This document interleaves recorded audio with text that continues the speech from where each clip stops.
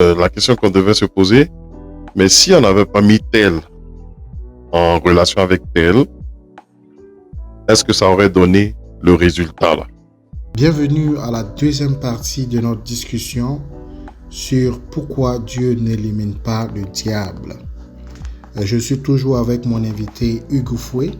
Si vous n'avez pas écouté la première partie, je vous propose de cliquer sur le lien ci-dessus et vous pourrez juste écouter la première partie pour être situé sur cette discussion.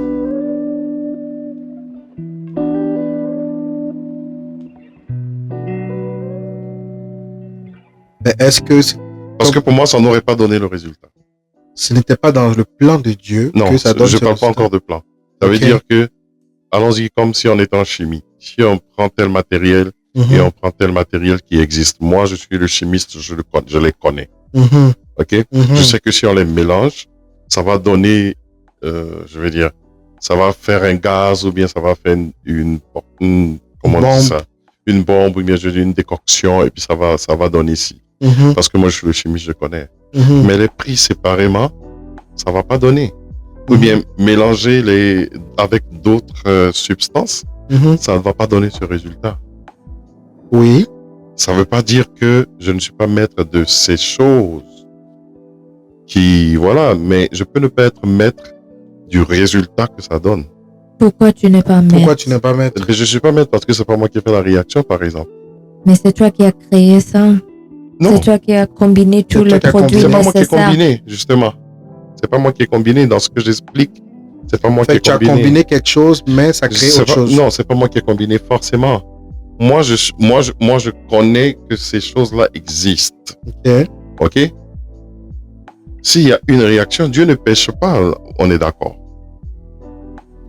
Selon nous, notre croyance chrétienne, par exemple, Dieu ne pêche pas. Il n'y a aucun moyen pour que Dieu pêche. Mais pourquoi c'est dit Dieu est un âme à double tranchant? Ça, c'est où ça? Dans la Bible. À quel niveau? C'est une épée à double tranchant. C'est la parole de Dieu? Oui. Oui.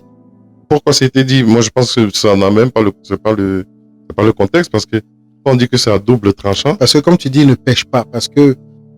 Je vais continuer. Il sépare jointure et moelle. Jointure et moelle. Et moelle. Ok. Ça veut dire que la parole de Dieu est capable de disséquer. C'est ce que ça veut dire quand on parle de double tranchant.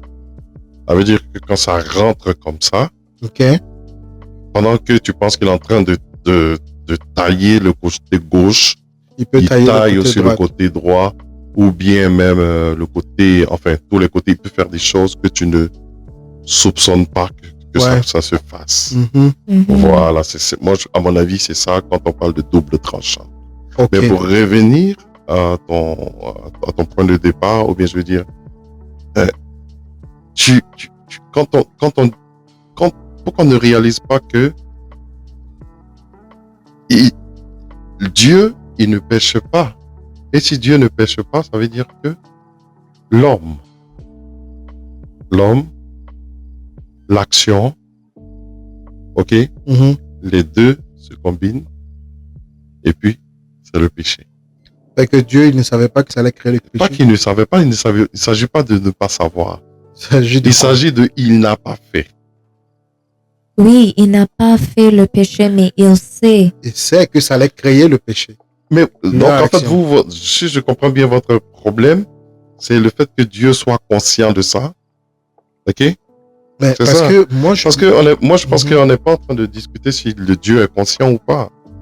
Il est conscient. Mais parce que avec ton exemple, tu dis que il y a une réaction qui se fait que tu n'as pas eu le contrôle et cette réaction s'est faite. Toi, tu as juste envoyé deux entités ou bien peu importe deux éléments et ça produit une chose que tu n'avais pas le contrôle de ça. Et tu as attribué cette chose à Dieu parce que c'est comme si tu disais que Dieu n'avait pas le contrôle du fait que le péché a été créé par l'action de l'homme. Tu comprends? Et moi, c'est comme si je trouve que tu rabaisses Dieu en disant que Dieu n'a pas le contrôle.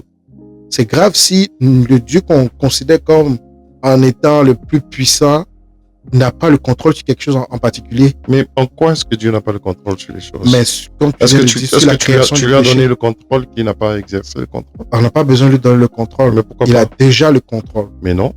Il est le créateur. Mais non, dans aucune de nos démarches, surtout en ce qui concerne nous les chrétiens, dans aucune de nos démarches, Dieu fait selon, on va dire, selon sa seule volonté. À aucun moment de la démarche chrétienne, à aucun moment que Dieu fasse lui seul sa volonté, quoi qu'il en est capable. Il n'y a aucun moment. Mais ça ne veut pas dire qu'il ne peut pas faire. Mais je ne suis pas en train de discuter qu'il ne peut pas faire. Je suis en train de parler de process.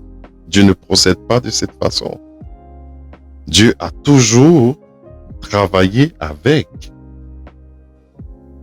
Mais tout en sachant, c'est que le problème n'est pas de savoir. Dieu sait. Se fait. On n'est pas en train de discuter sur Dieu sait. Ok. Mais seulement ce que moi je comprends et ce que j'ai essayé de discerner depuis le départ, c'est que pour vous, parce que vous partagez ensemble cet avis, vous pensez que, et comme Dieu est le créateur, tout est à son compte. Ben, je pense que oui.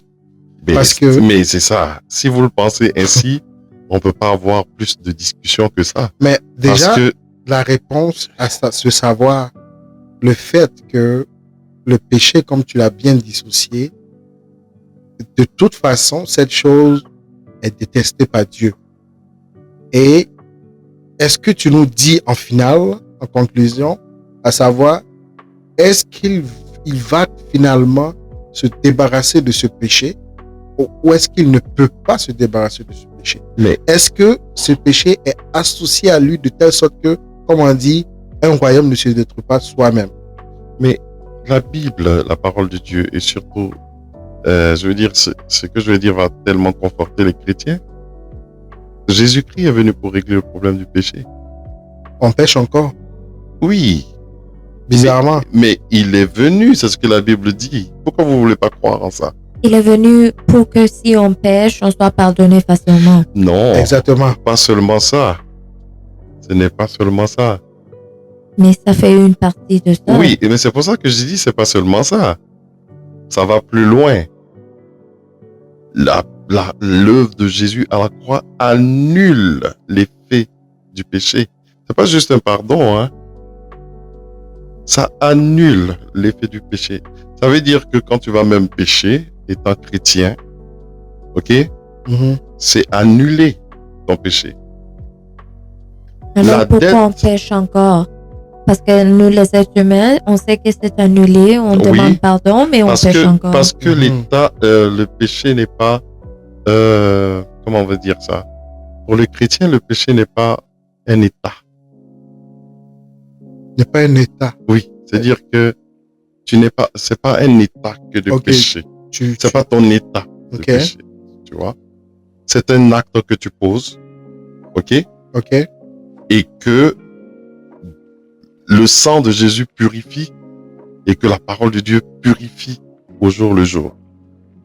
C'est comme ça que te pousse à poser. C'est pas quelque chose que nous on a créé. Hein. Mais là, si on revient en fait de savoir cet acte, ok? Parce que là, tu as bien dissocié le péché, le diable et Dieu. Qu'est-ce qui fait qu'on pêche? C'est ça. Parce que qu'est-ce qui nous pousse maintenant? Mais justement, si vous lisez l'Écriture, vous allez savoir ce qui fait qu'on pêche. L'apôtre Paul le dit, que c'est les convoitises de notre chair qui font qu'on pêche. Les convoitises de notre chair. Ce que nous on aime faire. Ok. C'est ça qui fait qu'on pêche. Fait que le diable n'a rien à voir avec tout ça. Non, ça n'a rien à voir avec tout ça. Et Dieu n'a rien à voir avec tout ça. Dieu n'a rien à voir avec tout ça. C'est ça ma conclusion, justement. Ok. Pour moi, laissez le diable où il est. Ça n'a rien à voir avec le péché. Mais oui. Pourquoi vous ne voulez pas croire ça? Et Dieu? Vous-même, vous péchez. C'est-à-dire que, oui, vous-même, quand je dis vous-même, c'est pas, c'est pas vous en face de moi. Mais c'est la conclusion qui me... Les hommes pêchent. Avant de pécher, ils vont pas, le diable vient pas leur donner les idées sur le péché. C'est pas le diable qui te fait aimer, attends, je veux dire quoi? C'est pas le diable qui te fait aimer je veux dire, aimer être orgueilleux. C'est pas le diable. Pourquoi? On a longtemps dit ça dans nos communautés par abus, comme pour dire que à chaque fois que les gens pêchent, on dit il faut chasser le diable, il faut les délivrer, mais c'est pas toujours le cas. C'est pas toujours le cas. L'homme péché en a en lui-même des désirs, des envies qui le poussent à pécher. Et il a le Saint-Esprit de Dieu. Je le défends parce que je comprends la foi chrétienne. Et il a le Saint-Esprit de Dieu en lui qui lutte avec ses propres désirs, avec ses propres convoitises pour qu'il puisse éviter de commettre l'acte de péché. Mais qu'il ait même commis l'acte de péché, il n'est pas pécheur. Il n'est pas endetté. Il n'a pas de condamnation parce qu'il a accepté un certain compromis avec Dieu. Je pourrais aller plus loin par rapport à ça, mais on va faire court. Et puis, Joy, qu'est-ce que tu pour faire rapidement par rapport à la conclusion que Hugues a dit. Toi, qu'est-ce que tu en penses par rapport à ça? Oui, c'est un point de vue vraiment intéressant, bien sûr. Et j'aimerais que nos auditeurs, auditrices pensent à ce qu'on dit. Et j'ai une question par rapport à ce que Hugues a dit pour dire, vu que c'est, il dit c'est nos désirs, c'est nos envies ou peu importe qui nous cause à pécher, et on a le Saint-Esprit qui nous aide à combattre ce péché. Qui a mis ses désirs en nous? Qui a mis ses envies pour pécher en nous? Par exemple, l'orgueil ou peu importe. Qui a mis ça? Est-ce que c'est Dieu? Est-ce que c'est nous-mêmes en tant qu'être humain qui crée ça? C'est la question que je me pose présentement. Ok, c'est une très belle question. Qui va peut-être aller dans un autre podcast. Oui, peut-être dans un autre podcast. Mais sinon, ça va être tellement facile de donner des indices. Je vais donner des indices. Ouais, tu peux donner des indices aussi. Je vais donner juste des indices. Regardez comment les choses ont commencé avec le péché à l'origine, je veux dire dans le jardin d'Éden. Juste regardez ça, je ne donnerai pas de réponse. Et puis, regardez aussi comment est-ce que les chrétiens... Regardez le fait aussi que aujourd'hui, nous ne sommes pas les premières personnes qui ont été créées. Nous sommes issus de personnes qui existent déjà. OK? Donc, on hérite de ces personnes, on hérite d'une société qui nous a précédés, on hérite d'une génération qui nous a précédés. Mais si on va comment on dit ça, précéder à quoi? Bon, vous voyez ce que je dis?